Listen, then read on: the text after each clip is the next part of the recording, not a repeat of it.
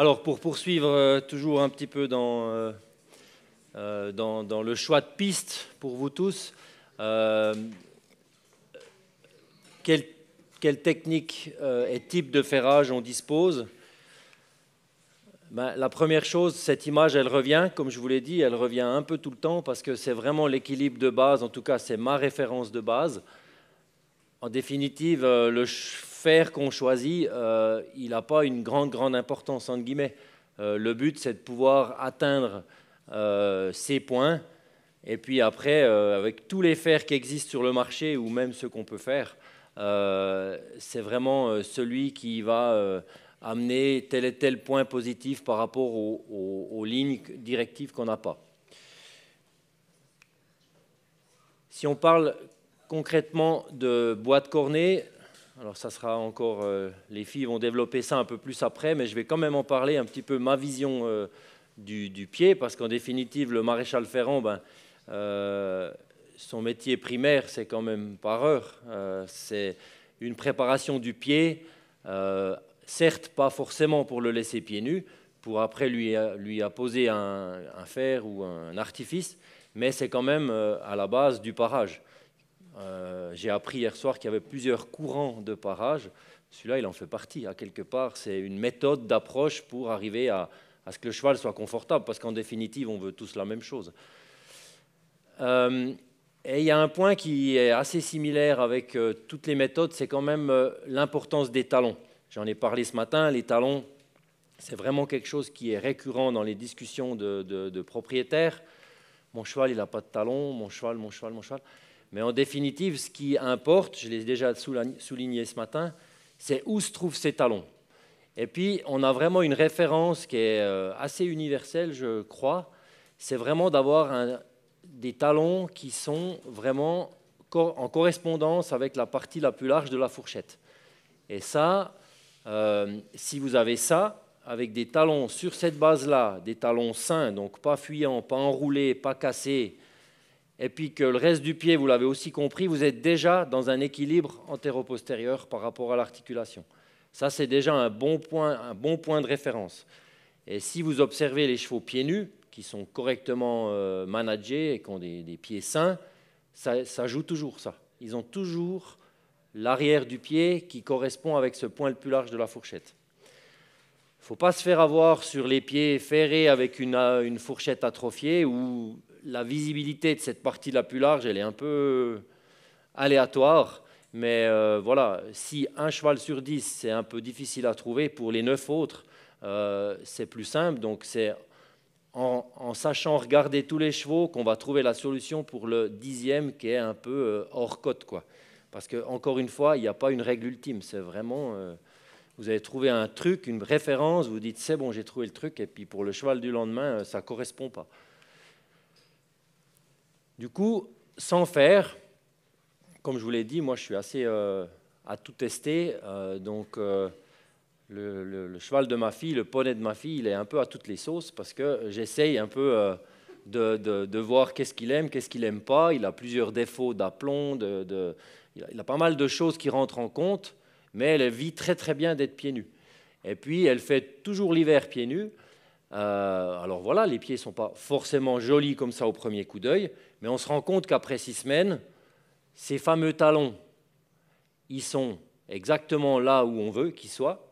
Et puis surtout, le talon en lui-même, bien sûr la barre ici est un peu fuyante, un peu couchée, pas tout à fait à sa place, mais le talon ici, il est très porteur. Il a une surface très porteuse et on voit bien que ce talon, en fait, il prend son rôle de support postérieur du pied, il est rempli. Donc, je ne peux pas vous dire si elle a assez ou pas de talon, mais elle fonctionne. Et le talon ne montre pas qu'il est en souffrance au niveau de la masse et de la quantité de cornes qu'il y a. Du coup, voilà. Après, on se rend compte qu'il y a pas mal de lignes de stress avec les tubules que le professeur Fürst parlait ce matin. On les voit bien là, qui descendent. Et puis sinon, il y a quelques lignes de stress qui peuvent très bien correspondre en fait, au fait où je l'ai remis pieds nus. Parce que ça, c'est le pied du cheval, c'est un baromètre, quoi. tout ce qui va se passer dans sa vie, souvent, ça se retrouve dans les pieds, quoi. Des fois, il y a un truc qui apparaît, puis après, en réfléchissant, on se dit « Ah, mais tu ne crois pas que... Ah, mais oui, il y a 3 mois, il avait fait ci, c'est ça. » Et c'est vraiment un très, très bon indicateur, tout simplement parce que, j'en reviens toujours avec ma perfusion du pied, mais la pression sanguine dans le pied va avoir une influence directe sur la pousse, d'où ces cerclures plus ou moins prononcées. Donc voilà, pour moi, un pied comme ça, nu, avec un poney qui fonctionne, qui marche très bien, c'est plutôt positif. Par contre, c'est vrai que quand la saison recommence, eh ben, assez vite, son défaut de poser, pas du tout dû au pied, mais dû à son défaut de jambe, va faire qu'elle va user sa paroi externe trop rapidement. Et puis là, on voit très très bien quand tout d'un coup on l'utilise un peu plus, je ne peux plus la garder pieds nus. Ça va plus. Le pied se déforme, il vient court, elle aime plus tourner dans... Enfin bref, on sent tout de suite la différence. Alors voilà, je ne lui mets pas de chaussures parce que j'ai trouvé un peu l'alternative de la ferrer ou de la faire ferrer à mes étudiants. C'est un peu le cobaye. Mais du coup, voilà, c'est chouette parce que ça permet de voir que le cheval, encore une fois, a une capacité d'adaptation très importante. Un autre pied d'une dame qui est dans la salle, c'est voilà, un pied, là aussi, au premier coup d'œil, ce n'est pas très joli, mais c'est un cheval qui est venu chez moi à l'âge de 3 ans avec une immense déformation des antérieurs, mais pas nord à la Charlie Chaplin, à se demander si on allait pouvoir utiliser ce cheval. Et puis, au bout du compte, les années ont passé, je pense qu'il a 8 ou 9 ans maintenant. Il est toujours ferré devant parce qu'on arrive bien à lui manager ses aplombs. Et voilà, c'est plus une aide un peu à l'anti-déformation de la boîte cornée parce que vraiment, il est de travers. Mais les postérieurs, ils n'ont jamais été ferrés de sa vie. Alors, c'est incroyable parce que cette dame, elle fait de la promenade quasiment tous les jours. C'est un cheval qui fait 600 kilos. Alors, la dame n'est pas lourde. Mais c'est vraiment marrant parce que chaque fois qu'il vient, à chaque 6 semaines, il a toujours du pied. Il a du pied, il a du pied. Il a aussi toujours les fourchettes pourries.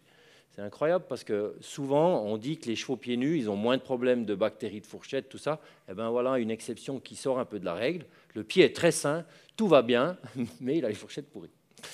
Et pourtant, il donne bien les pieds. Donc, je ne peux pas dire qu'elle ne lui nettoie pas les pieds. Donc, voilà, le pied arrive comme ça. Moi, ma manière de parer les pieds, c'est toujours d'essayer de garder le plus de masse possible, parce que j'ai le sentiment que si on veut les garder comme ça, de la masse, ils n'en ont jamais assez. Ce qui m'importe, c'est d'avoir une bonne position, un bon aplomb, un bon alignement phalangien, et puis après, je suis assez conservateur. Maintenant, je redresse beaucoup plus les barres, tout ça, suite à mes cours un peu chez les pareurs ou d'avoir observé un peu les pareurs. C'est vrai que je m'intéresse beaucoup plus aux barres avec des très bons résultats après sur la qualité des talons directs. Donc, comme quoi, une méthode, une manière de faire dans le parage peut vous amener aussi beaucoup pour un pied qui est ferré. Et puis ensuite, donc moi, pour ce qui est du parage, je m'inspire complètement aussi pour le ferrage du système 4 points de Rick Redden, un vétérinaire américain, maréchal américain, qui part vraiment tous ses pieds comme ça, qui essaye d'avoir 4 points d'appui, les talons à leur place, les 2 mamelles, et puis au milieu, cette cuvette où vraiment... D'ailleurs, si on observe un cheval, c'est souvent là que le pied casse. Donc c'est vrai que de travailler de cette manière-là, eh ben, on obtient des pieds qui sont forts, quoi. Pas beaucoup de parage pariétal, pas beaucoup enlever la paroi, garder vraiment tout fort, le plus fort possible, pas le moins joli, mais pas faire vraiment un pied joli au visuel, mais un pied fonctionnel et fort. Et ce cheval-là, il fonctionne à merveille comme ça. Alors, je pense que tout n'est pas parfait pour vous, mais en l'occurrence, bon là, la fourchette n'était pas trop mal. Mais on voit bien que tout est sur le même plan, que le cheval a une paroi saine et régulière. Alors voilà, pourquoi voulez-vous mettre des fers à ce cheval-là, quoi? Il n'y a vraiment rien qui vous dit qu'il faut ferrer ce cheval. Et puis voilà une autre image qui est intéressante de revoir, parce qu'en fait, c'est le cheval qu'on a vu ce matin. Rappelez-vous, avec un antérieur et un postérieur.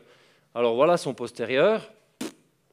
Il a un joli pied, quoi. Il n'y a rien qui vous dit oh là là, qu'est-ce que ça? Il faut absolument le ferrer, c'est une catastrophe.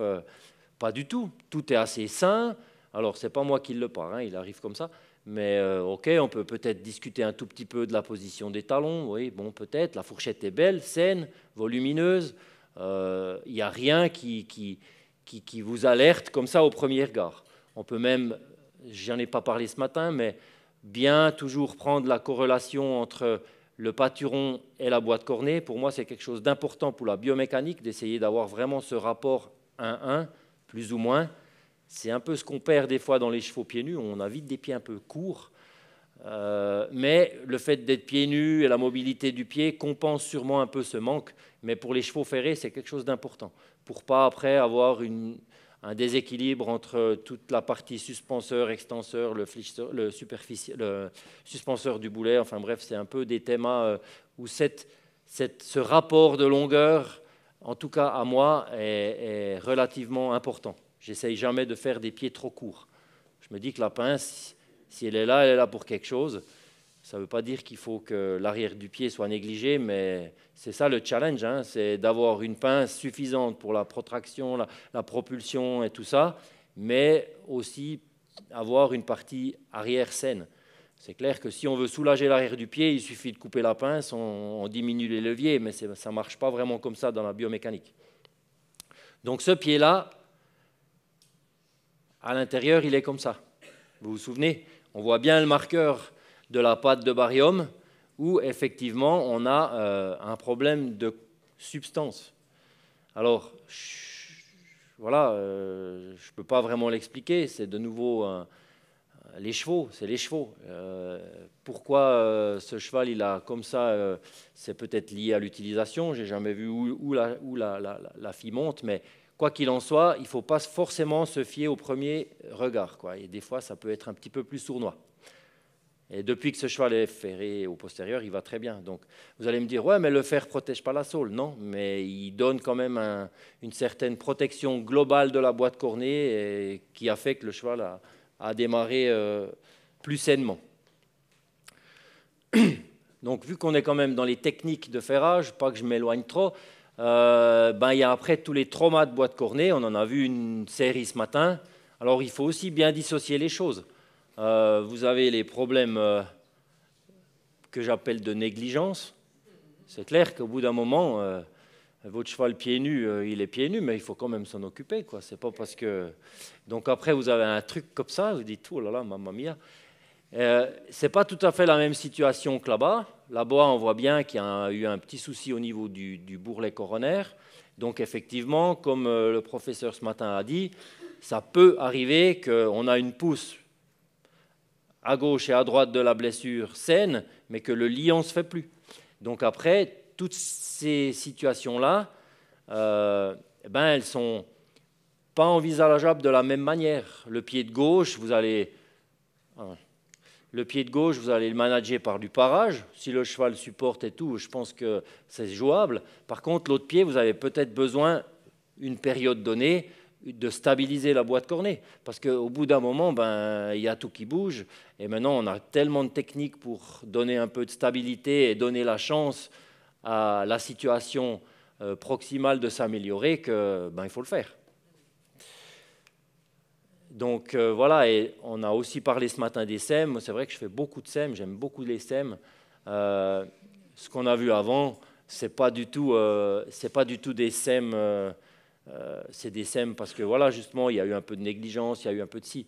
Mais ça, c'est un peu différent. Quand vous avez des boîtes cornées qui commencent de craquer comme ça depuis le haut, c'est que vous avez un souci d'équilibre, un souci de pression dans le pied, ou un peu plus haut que le pied, parce qu'il faut aussi savoir lever les yeux, mais il y a forcément quelque chose qui dérange. Donc, toute cette construction-là, c'est super, mais ça ne sert à rien si vous n'avez pas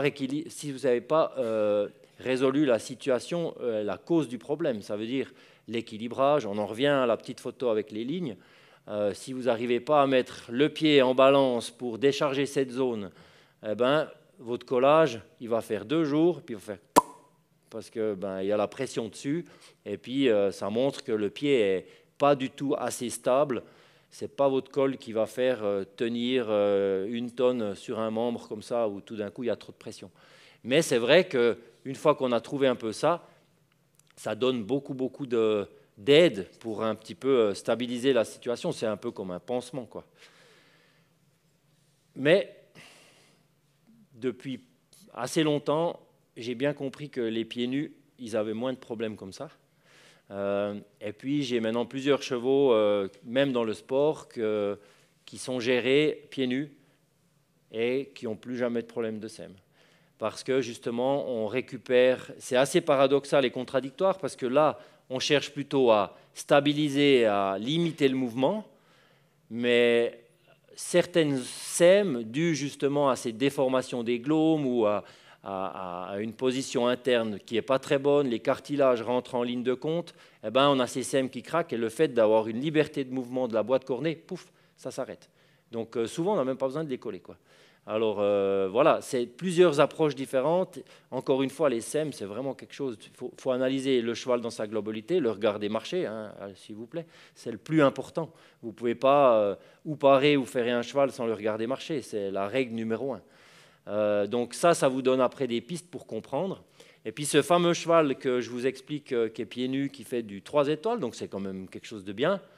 Il n'y a pas longtemps, il allait bien, il avait des grosses sèmes partout. Mais manque de bol, cet idiot, il s'est cassé la 3e phalange. Donc l'os du pied, paf, cassé. Donc forcément, quand on fait ça, il faut essayer d'après de limiter les mouvements pendant un temps pour essayer que cette 3e phalange se ressoude. Ça se remet assez bien, mais du coup, on l'a referré. La sème est réapparue. Donc c'est assez... ça a conforté un peu dans ma réflexion. C'est que je me dis, au bout d'un moment, il faut toujours prendre les problèmes dans l'ordre. Et puis cet ordre, il va changer au fil du temps. Mais effectivement, si le pied nu, pour une situation comme ça, peut vous amener un résultat, faites-le, quoi. Ça, c'est clair. On en vient un peu à ces problèmes extérieurs, donc tout ce qui est blême, tout ce qui est... Voilà. À un moment donné, si vous avez un trauma comme ça, un cheval qui marche sur un caillou, tac, qu'il soit pieds nus ou ferré, vous allez peut-être être content, pendant un petit moment en tout cas, de pouvoir sortir un tout petit peu toutes les nouveautés ou toutes les choses qui se font. Alors moi, c'est mon dada, hein, j'adore tout essayer. Il y a beaucoup de choses, je ne sers qu'une fois, mais j'aime bien tout essayer pour voir un tout petit peu. Donc il y a plein de choses qui se font, des plaques thermoformables, le cuir sous toutes ses coutures. Après, il y a des composites qui vous permettent de prendre le poids. Voilà, on peut faire vraiment plein de choses, hein. Le maréchal Ferrand a vraiment une grande panoplie d'actions, beaucoup plus que le pareur. Le pareur, il est un peu limité quand même, hein. S'il n'a pas de pied, il ne fait pas grand-chose, quoi. Mais c'est vrai qu'après, on est bien content de pouvoir avoir tous ces artifices pour soigner un clou de rue, comme on a vu ce matin. Ça va être beaucoup plus facile à gérer pour tout ce qui est pansement, tout ça. Là-bas à droite, si vous avez un cheval qui a une douleur dans un talon, vous dites « Ok, ce talon il est douloureux, je vais jouer un peu, je mets une éponge. » Après, la fourchette, on en revient encore à cette fourchette. Elle est porteuse, elle est là, elle est solide, je vais l'utiliser pour prendre le poids. Hop, de toute façon, le cheval, s'il n'aime pas ce que vous lui faites, il va assez vite vous le montrer. Donc c'est vrai qu'il y a quand même des chouettes trucs. Souvent, il marche quand même mieux après, hein. Et puis, voilà, les fameuses fourmilières, maladie de ligne blanche. Quand vous avez une situation comme ça, déjà, c'est que vous n'avez pas été trop vigilant, parce que laisser aller jusque-là, à un moment donné, il y avait quand même plein de signes, plein de messages d'alerte pour vous dire que dans cette ligne blanche, que vous ayez paré ou ferré, que quelque chose était anormal. Mais c'est vrai que quand on dépasse la partie centrale de la hauteur, donc la moitié de la hauteur du sabot, vous ne pouvez plus laisser un pied comme ça ouvert. Vous avez trop de risques d'instabilité de la phalange, trop de risques de fourbure. Vous devez faire quelque chose. Donc ça, cette photo, elle a été prise juste pour voir le trou, mais après, il faut vraiment faire un système, je n'ai pas retrouvé la photo, de pont, faire un pont, une fixation. Voilà. Là aussi, chacun a ses croyances, des vis. Moi, j'aime pas les vis, mais on peut mettre des vis, des plaques. Mais c'est vrai qu'à un moment donné, il y a trop d'instabilité dans ce pied-là. Après, il y a certaines conformations, parce que là, je ne pense pas que c'était un clou, mais il y a des conformations de pieds et de boîte cornée qui sont prédisposés à faire ça. Si vous avez un pied bas, le pied bas, c'est ni plus ni moins, au bout d'un moment, qu'une fourbure un peu mécanique. On a un tout petit peu de séparation entre la parallélité de l'os et de la paroi et de l'os, et puis c'est la porte ouverte aux bactéries. Donc c'est c'est déjà souvent, les pieds-bots ont souvent une ligne blanche en pince un peu douteuse. Donc un peu douteuse que vous surveillez chaque fois que vous soignez, machin, c'est bon, mais un peu douteuse que vous laissez aller comme ça, ben, tout d'un coup, vous vous retrouvez avec une situation comme ça. Et comme il l'a dit ce matin, il faut vraiment aller jusqu'à ce qu'on trouve une partie, une liaison des structures saines. Bon, là, c'était loin, hein, mais c'est un peu comme ça. Donc là, on est quand même bien content de pouvoir ferrer, parce que ça donne une certaine stabilité à la situation, quoi. Alors moi, voilà, dans ce genre de choses, j'ai toujours très très peur de fermer le trou, parce qu'à mon avis, c'est dangereux de combler ça et de fermer. En tout cas, tant qu'on n'a pas atteint cette fameuse moitié de la hauteur. Le reste, c'est toujours plus facile de voir les problèmes que de se les cacher, quoi. C'est plus facile de se dire, bon, ben voilà, comment ça vieillit bien, ça vieillit mal, il y a quelque chose qui sort. C'est clair que si vous fermez tout, on a vu ce matin une photo où ils avaient bouché une fourmilière. Moi, j'ai eu trop de mauvaises expériences comme ça. Donc, prendre le temps de regarder, là, je retrouve mes amis pareuses, ben, il faut du temps un peu. Le sabot, il se refait en une année. Ben, voilà. Je ne dis pas que vous ne pouvez pas utiliser le cheval une année, mais quelques mois, vous avez quand même un petit peu de patience et d'adaptation dans l'utilisation. Ça ne veut pas dire qu'il ne peut rien faire, mais vous devez, rappelez-vous des priorités, des problèmes, ben, ça, c'est son premier problème pour le moment. Et puis, cette fameuse fourchette, ben, quand vous utilisez des fers comme ça, très épais, pour une raison XY vétérinaire, une pathologie que vous avez besoin justement de servir des fers rockers, mécaniques, tout ça, eh ben, maintenant il existe quand même pas mal de combines pour utiliser cette fourchette. Ces fers-là, très épais, ils sont très destructeurs. Ben, forcément, on les met toujours sur des pieds plats, en général, hein. Et puis du coup, les pieds plats, ils n'ont déjà pas de support central de la boîte cornée. Donc, qu'est-ce qu'ils font si on ne fait rien? Ça coule. Comme la photo de ce matin où la fourchette, elle s'en va jusqu'à quand qu'elle touche quelque chose. Et ça, c'est un vrai problème, parce qu'après, à un moment donné, allez-y pour la repousser dedans, quoi. Donc, c'est très, très délicat. Donc, pour ça, maintenant, moi, j'utilise beaucoup ce système-là, qui ne va pas dans toutes les disciplines, parce que voilà, en fonction sur un trotteur, on a vu que ça s'usait, que ça se cassait, mais sur un cheval de sport ou de loisir, ça fonctionne très très bien. En fait, on utilise une plaque de cuir, tout normal. On peut dessiner la plaque de cuir comme on a envie en fonction de l'aplomb, de la zone à protéger, voilà, de nos envies. Et puis dessus, je coule une résine que je peux après façonner, régler, meuler, laisser plus haute que le fer. Et puis, au tout début, vous avez une fourchette qui est un petit peu trop basse. Donc, l'avantage du cuir, c'est que vous pouvez lui donner la forme. Il prend la forme de votre fourchette. Après, vous faites votre moulage. Donc, c'est complètement sur mesure. Et le ferrage suivant, vous pouvez être tout plat, comme là. Et en fait, ici, vous avez déjà rétabli un peu la situation et le soutien postérieur du pied. C'est, à mon avis, très important. C'est très important que cette fourchette, elle soit là où elle doit être et saine. C'est pour ça que je mets du cuir, parce que moi, c'est un peu viscéral, mais tout ce qui est plastique, ce n'est pas mon truc. Et on a tout de suite des pieds qui sont mous, pas de bonne qualité. Donc, c'est vraiment l'avantage du cuir. On a quand même un pied qui est beaucoup plus sec dessus. Voilà. En tout cas, c'est mon expérience. Et puis, pour cette fameuse mobilité du pied que je vous parlais ce matin, c'est ma ponette de tout à l'heure. Eh ben, il existe quand même maintenant des fers et des techniques qui se rapprochent un peu du mouvement de boîte cornée, quoi. Donc, il existe un fer qui ressemble quasiment à un fer normal, mais justement qui va vous permettre d'avoir toute cette mobilité du pied. Le gros désavantage, c'est qu'il faut le coller, on ne peut pas le clouer, celui-là en tout cas. Donc voilà, le désavantage, c'est le collage, quoique sur un fer comme ça, il a peu de contraintes. Et l'avantage, c'est justement la mobilité de la boîte cornée. Un autre désavantage qu'on voit bien sur la photo de là en bas, c'est que ça donne quand même relativement de hauteur. Donc on perd de nouveau cette histoire de fourchette. Encore une fois, c'est au cas par cas. Il faut vraiment s'adapter à chaque situation et à chaque tolérance de chaque cheval, là, quelque part. Parce que elle va très très bien comme ça, c'est la ferrure qu'elle préfère. En hiver, elle est pieds nus, ben, vous avez vu son pied, elle ne souffre pas tellement de l'éloignement de la fourchette. Voilà, est-ce que c'est compensé par la mobilité? Je ne sais pas, mais en tout cas, ça fonctionne. On voit bien sur cette photo, c'est la même photo qu'on a eue ces matins avec un fer en acier classique, juste sur un petit coin en bois, là, ça fait presque peur, quoi. Il n'y a rien qui bouge. Alors après, ok, c'était vraiment un spécialement gros fer. Mais la photo de droite, c'est un peu ce qu'on aimerait avoir. C'est avoir un fer qui est capable d'épouser, d'amortir un dévers, un caillou, pour justement avoir moins de contraintes sur toute la construction et sur tout le membre du cheval en définitive. Alors, quand même un petit mot sur l'entretien des pieds. Alors, pour moi, un pied, il n'est pas fait pour être mouillé et mouillé et remouillé et remouillé et voilà. Après, en fonction des disciplines, j'apprends ça en ce moment. Ben voilà, les chevaux reviennent blancs d'écume, vous devez les doucher, c'est clair.